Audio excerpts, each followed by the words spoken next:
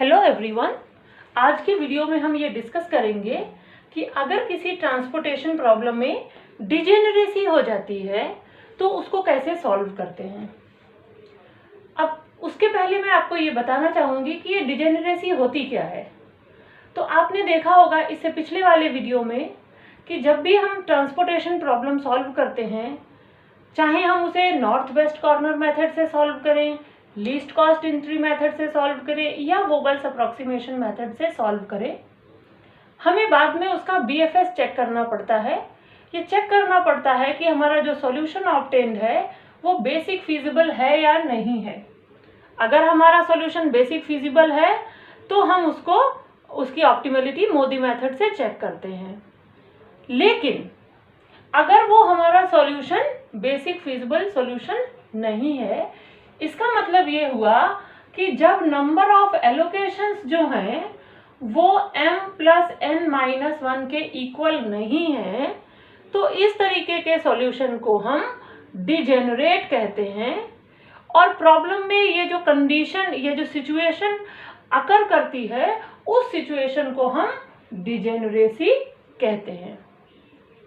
Now हमारे पास एक ये प्रॉब्लम है। इस क्वेश्चन में कॉस्ट वैल्यू 4 है, 5 है, 3 है, 2 है, 3 है, 2 है, 5 है, 4 है, 1 3 6 4 2 4 3 5 6 5 2 3 ये कॉस्ट वैल्यू है। यहाँ पर 40 30 20 और 10 ये सप्लाई है जो हमें क्वेश्चन में दी हुई है। और इसी तरीके से 30 30 15 20 और 5 ये डिमांड्स हैं जो हमें क्वेश्चन में दी गई हैं। नाउ अब इन डिमांड्स और इस सप्लाई पर बेस्ड हम इसमें कोई एक मेथड अप्लाई करेंगे। यहाँ पर मैंने इस क्वेश्चन को वोगल्स अप्रॉक्सीमेशन से सॉल्व किया है। The solution obtained in the above question is by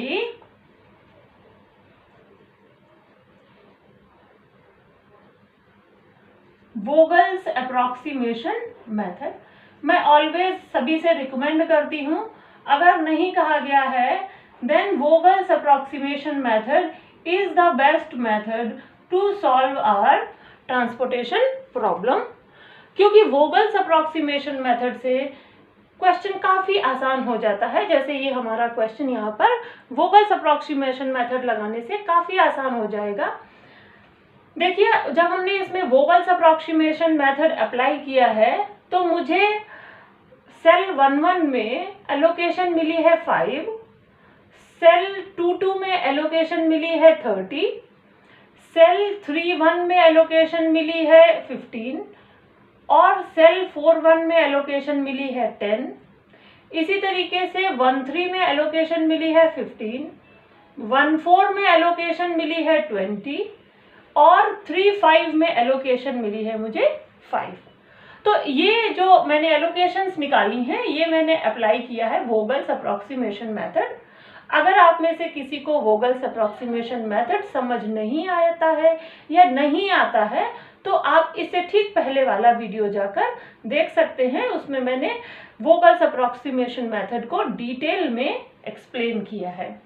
ठीक है, तो एक बार जब हमने वोगल्स अप्रॉक्सीमेशन मेथड से नंबर ऑफ एलोकेशंस निकाल लिए, अब हम क्या करेंगे, तो हमारे क्वेश्चन का स्टेप नंबर 1 हो जाएगा ये, और स्टेप नंबर 2 हो जाएगा हमें पता करना है is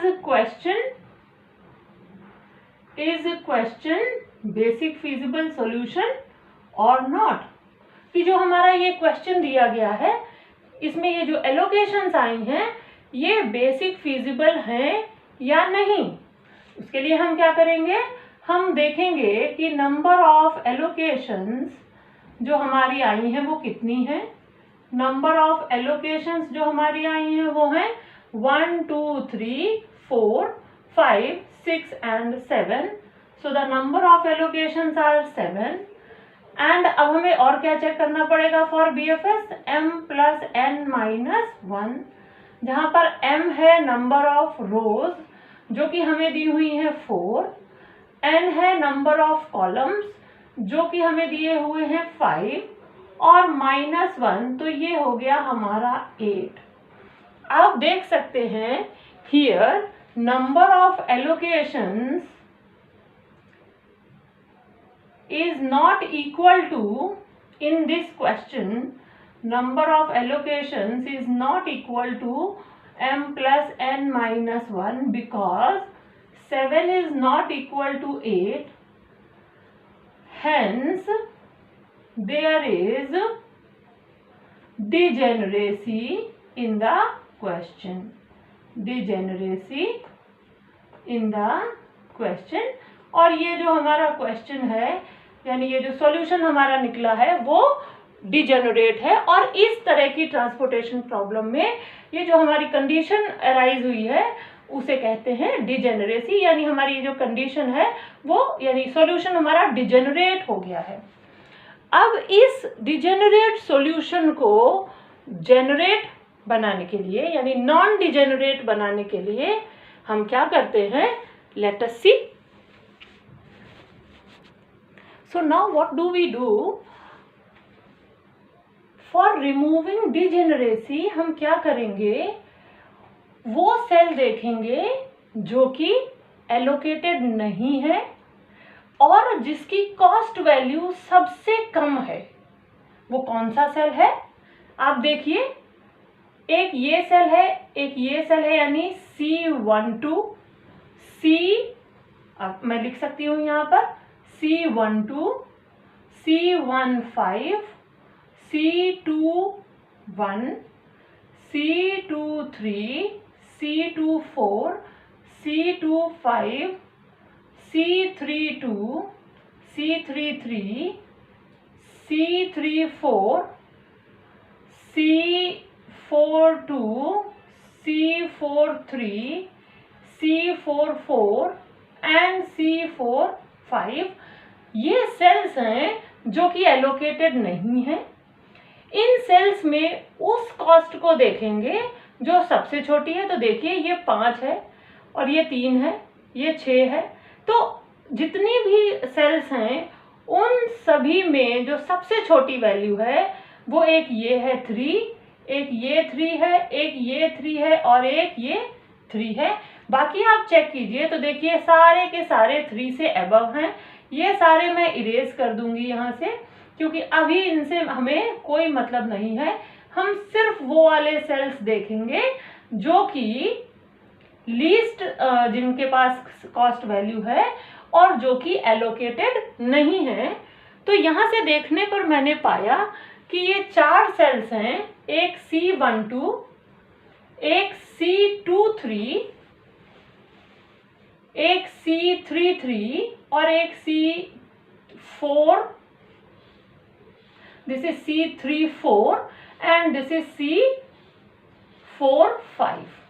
These 4 cells are there जो कि एलोकेटेड नहीं है और जिनमें जो कॉस्ट वैल्यू है वो मिनिमम है। इनमें से किसी एक में हम एकदम छोटी सी एक वैल्यू डेल्टा या एप्सिलॉन डाल देंगे।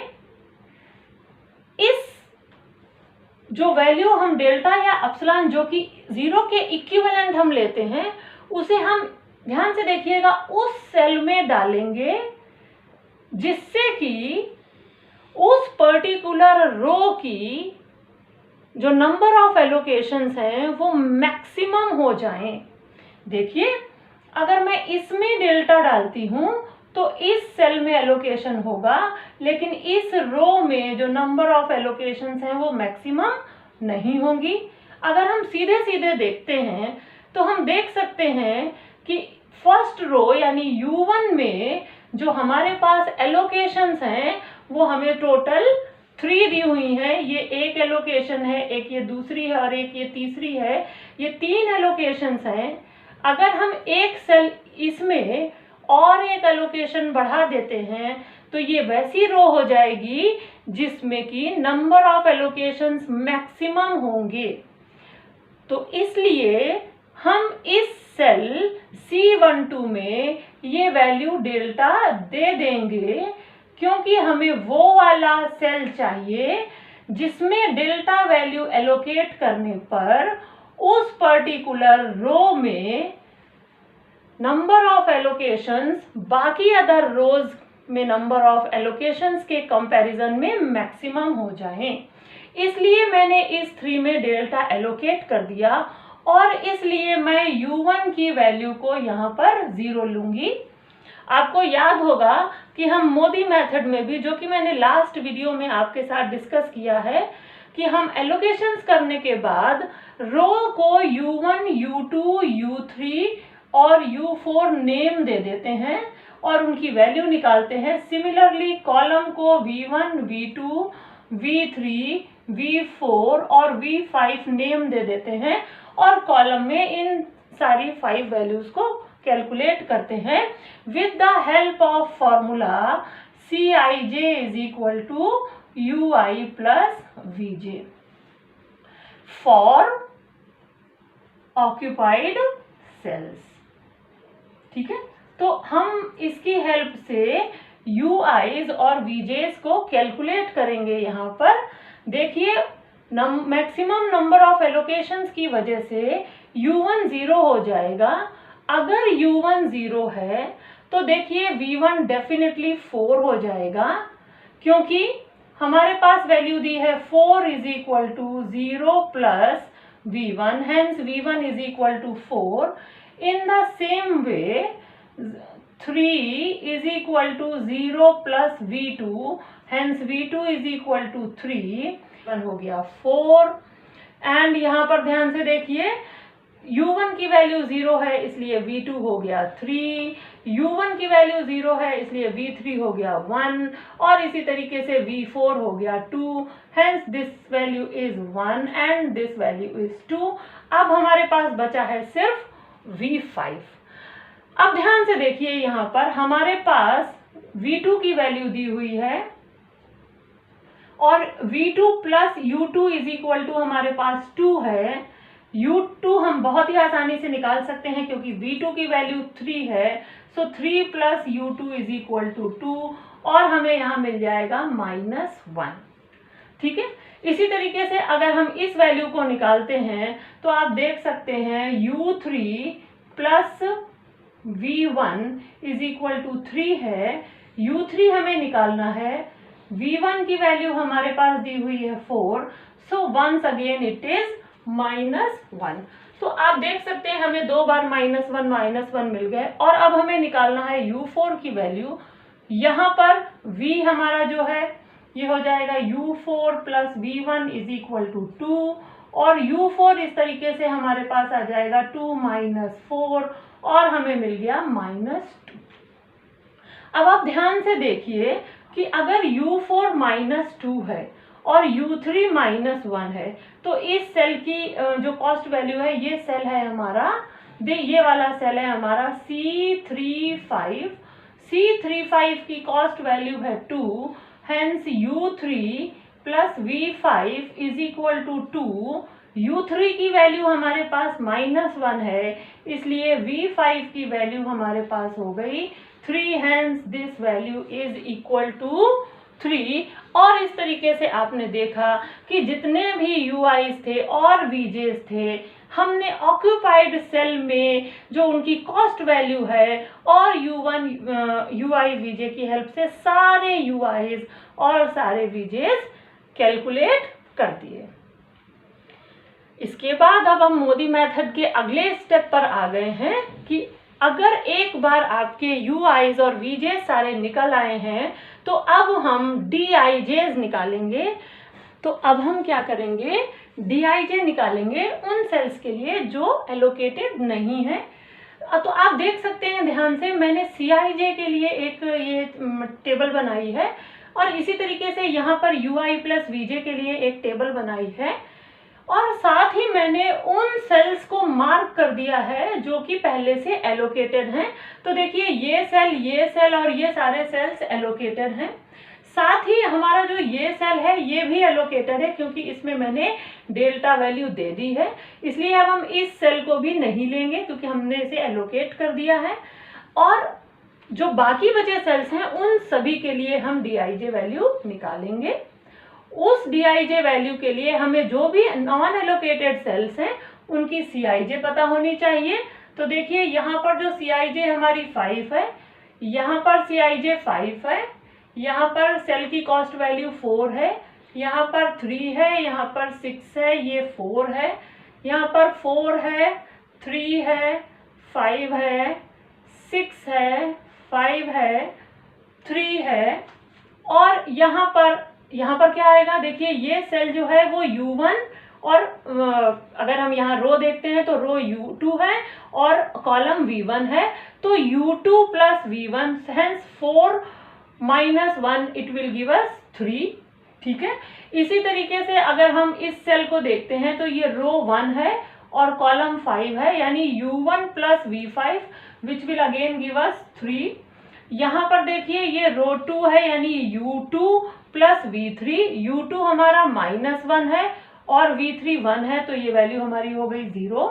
यहाँ पर हो जाएगा U4 which is -2 and sorry it is U2 and V4, तो U2 हमें दिया है -1 और V4 हो गया 2, तो ये हमारी वैल्यू 1 आ गई। और सिमिलरली हम ये सारी वैल्यूज को यहाँ पर बहुत ही आसानी से कैलकुलेट करके लिख सकते हैं। ये जो लिखा है वो nothing but UIs plus VJ हैं करस्पॉन्डिंग रोज एंड कॉलम्स के लिए। ओके, तो आप देख सकते हैं कि हमारे पास ये Cij के लिए आ गया और ये Ui प्लस Vj के लिए आ गया, और केवल उन्हीं सेल्स के लिए हमने वैल्यूज लिखी हैं जो कि एलोकेटेड नहीं है। और अब मैं इन दोनों के बीच में माइनस साइन अप्लाई करके इसको सॉल्व कर दूंगी। तो आप देखिए हमें Dij क्या मिलेगा, वो हमें मिल जाएगा कुछ ये।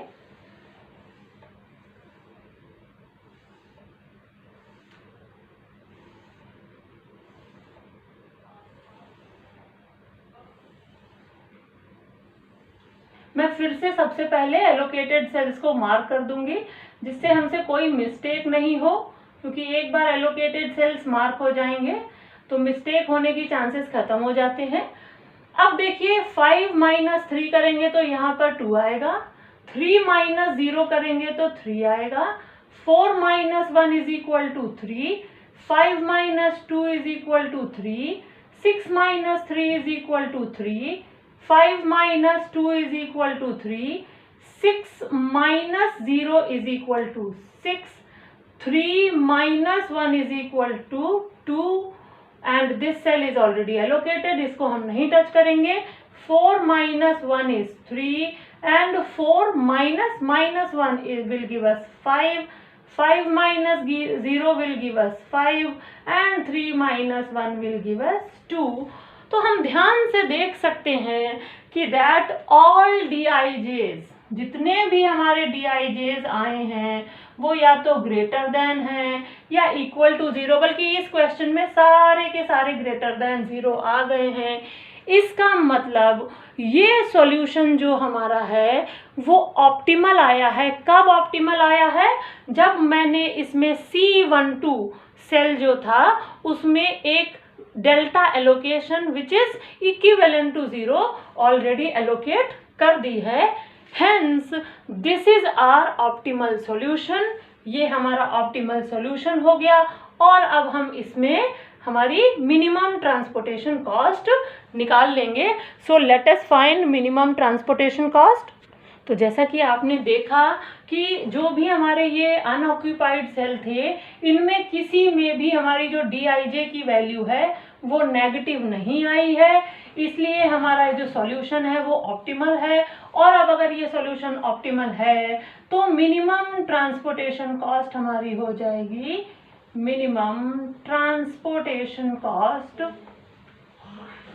इज इक्वल टू, हम क्या करेंगे 4 into 5 we will multiply by 4 into 5 plus 0 into 3 plus 15 into 1 plus 20 into 2 plus 30 into 2 plus 15 into 3 and plus 5 into 2 and plus 10 into 2 and after solving I will get 210. Hence, the optimal transportation cost or the minimum transportation cost of this question which was having degeneracy at the initial stage is 210. आप इस video को देखिए, समझिए, मुझे पूरी उम्मीद है आपको डिजेनरेसी बहुत अच्छी तरीके से समझ में आ जाएगी। इस क्वेश्चन को जैसे जैसे मैंने सॉल्व किया है करते जाइए और इस पर बेस्ड एक क्वेश्चन आप अपनी टेक्स्ट बुक से या किसी और बुक से लेकर सॉल्व कीजिए। अगर आपको कोई डिफ़िकल्टी आती है तो आप मुझे कमेंट सेक्शन में लिखकर बता सकते हैं। मैं जैसे ही उसे देखूंगी आंसर ज़रूर करूंगी। Till then bye, take care, thank you.